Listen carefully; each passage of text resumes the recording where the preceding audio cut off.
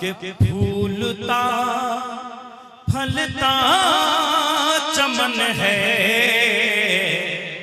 क्या बात है यार। जामिया उम्मुल कुरा, क्या बात है। जिंदाबाद जिंदाबाद। फलता चमन है जामिया।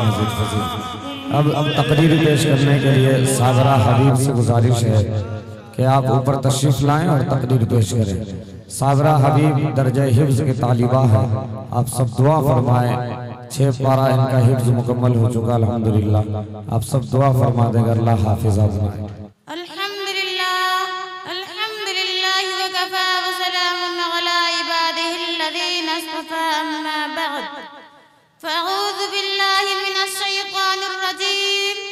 बिस्मिल्लाहिर्रहमानिर्रहीम वअक़ीमुस्सलात वआतुज़्ज़काह।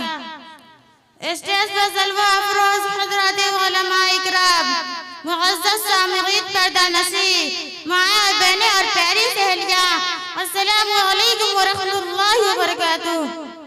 मैं कोई आलिमा नहीं हूँ, मैं मदरसा जामिया उम्मुल कुरा की अदना दर्जा की तालिबा हूँ। आप हजरात के सामने कुछ अर्ज करने की जरूरत कर रही हूँ।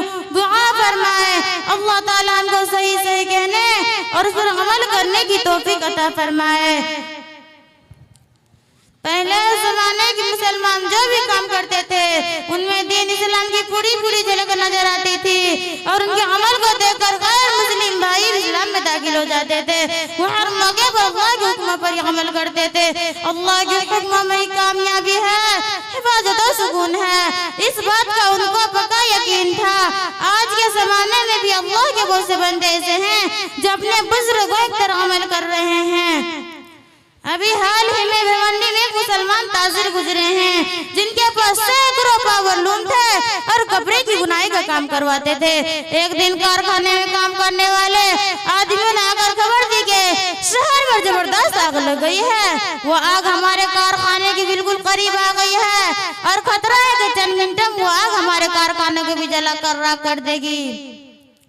सेठ से भी इत्मीनान से बैठे रहे और फिक्र ना करो, आग इंशाअल्लाह हमारे कारखाने को नहीं छुएगी।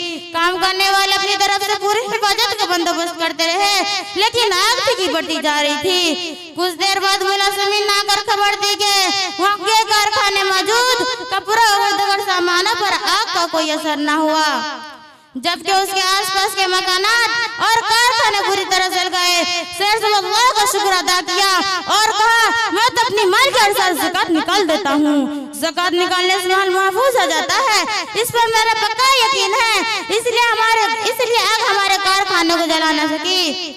इस किस्म के बहुत से वाक़यात अक्सर सुनने में आते हैं। अल्लाह के जितने हुक्म है वो सब हमारी भलाई के लिए हैं। उन्हीं हुक्मों में एक हुक्म ज़कात का भी है। किसी शायर ने कई खूब कहा है, सोने चांदी की चमक बस देखने की बात है, सोने चांदी की चमक बस देखने की बात है, 4 दिन की चांदनी फिर अंधेरी रात है। ज़कात और उस मुसलमान पर फर्ज है जिसके पास 7.5 तोला सोना या 52 तोला चांदी हो या उसके माल हो या सामान्य तिजारत साल हो, उसका मालिक बना रहे।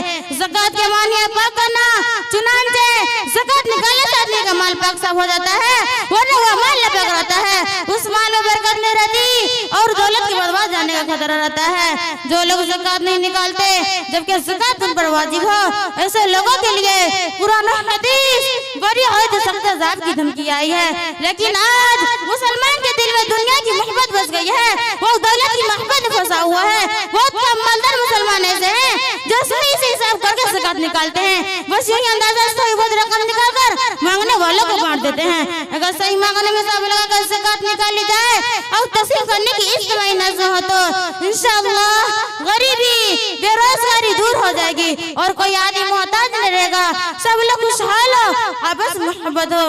हुजूर अकरम सल्लल्लाहु अलैहि वसल्लम सहाबाए कराम मुबारक के जमाने में ज़कात की अदायगी पूरी हो रही थी, बल्कि बाक़ी लोग मिक़दार वाजिब से भी ज्यादा खुशदिली के साथ अदा करने की कोशिश करते थे। चुनांचे उस जमाने में सब मालदार हो गए थे।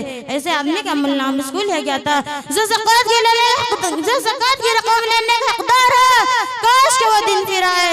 अल्लाह ताला हमको सही तरीके से ज़कात निकालने और तक़सीम करने की तौफीक अता फरमाए। आमीन। वमा अलैना इल्लल बलाग।